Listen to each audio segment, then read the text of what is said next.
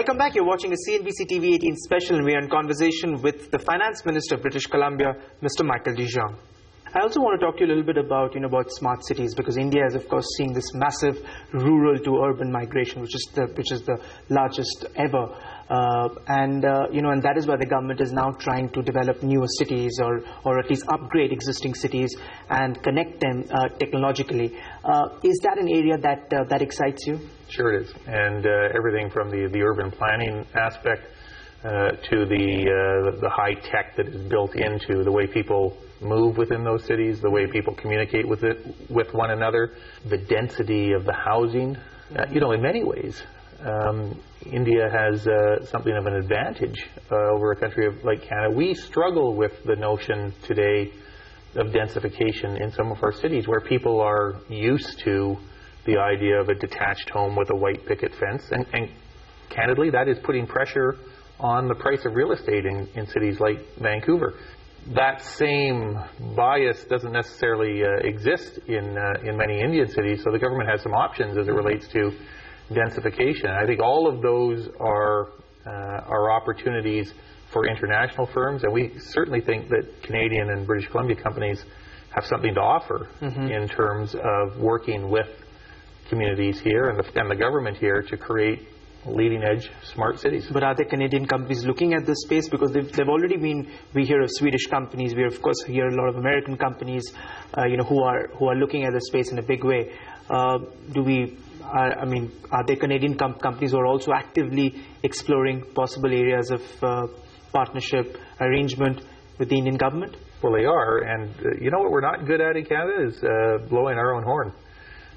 We tend to be far more shy and hesitant and understated. So when companies come over and are working with architects around new greener building technology to use wood products, for example, a renewable building supply, we do it. It works out well. We don't tell enough people about those successes. Canadian companies that are working with the aerospace sector, airport expansion, airport infrastructure. Not well known that the redevelopment of LaGuardia Airport in New York is being undertaken by a Canadian company based in Vancouver. And there is a similar interest and work taking place here.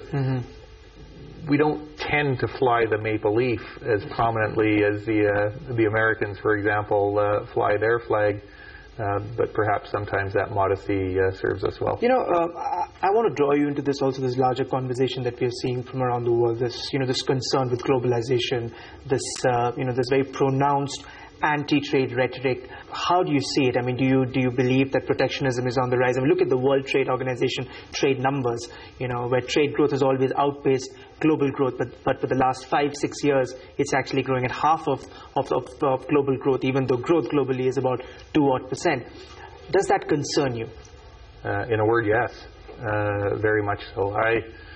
I lament the fact that it has become convenient for political leaders when domestic economies are confronted by challenge to look for external targets and to blame those challenges on the fact that there is a freer movement of goods, capital, people. As you might gather, I'm not one of those people who believes who is reacting negatively to the precepts of free trade. I am concerned about a growing tide of protectionism. We see it with our largest trading partner. The rhetoric, at least. Now, these are days of rhetoric in the final days of an election campaign. But that notwithstanding, I think we are going to see a rising tide of protectionism, which for us, a trading nation, second largest nation geographically in the world, 35 million people, a province of 4.5 million people, our lifeblood, our ability to preserve, let alone enhance our standard of living, which is already pretty good, is built around establishing new relationships, further diversifying our trade portfolio, and you may surmise that that's one of the reasons I and we attach such importance to India. How concerned are you with what's happening in the United States? As you said, they are your largest, trading partner. You share, I think, the world's largest, I think, boundary.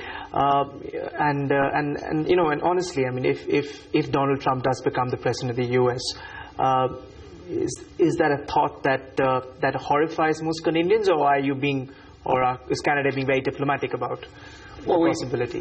We tend to be a diplomatic bunch, and it's not for me to interfere or lecture Americans on how they should respond to the choices before them. But I will say this, based on some of the commentary we have seen during the election campaign, yes, I'm concerned because it speaks to an element of unpredictability. Unpredictability equals instability. The best way we can respond to that, and by the way, that will reveal itself very quickly. One of our largest manufactured goods is wood products. We expect we may very soon be in the midst of a trade dispute with our American friends and neighbors. Our protection, ultimately, against that is, one, the hope that saner heads will prevail in terms of understanding the importance of the free movement of goods, services, but also to continue a process of diversification that for which India is such an important part now. Considering the fact that this rhetoric has suddenly got so much of intellectual oxygen, you've got like so many groups around the world who have been voicing their concerns over globalization, and the fact that these concerns are not new, they've been leveled, for the last 10, 15 years. Do you think some way even it's also a collective failure of the political establishment, that they should have addressed these issues a lot earlier, because it clearly has created the haves and the have-nots? Well, I think there is a responsibility certainly on political leaders, to a perhaps lesser extent on leaders of industry and commerce, to take the time and understand the importance of sharing with citizens the benefits that accrue from the free movement of goods, services, people, and to better explain the problems that will arise if the walls of protectionism are permitted to be constructed, or in some cases reconstructed. Lots of challenges that have arisen, but look at many places in the world that have benefited greatly from freer trade, and sure, there are challenges. But sorry, but I want you to also draw you in this, the larger sort of a trade negotiation that you're having with EU, and in the context of Brexit. And the fact that now you're also getting, you're aggressively also sort of pursuing these bilateral sort of pacts. Is that the largest strategy, especially when you have the very ambitious sort of a trade pact in sort of facing some uncertainty? This is the way out, more bilateral pacts and.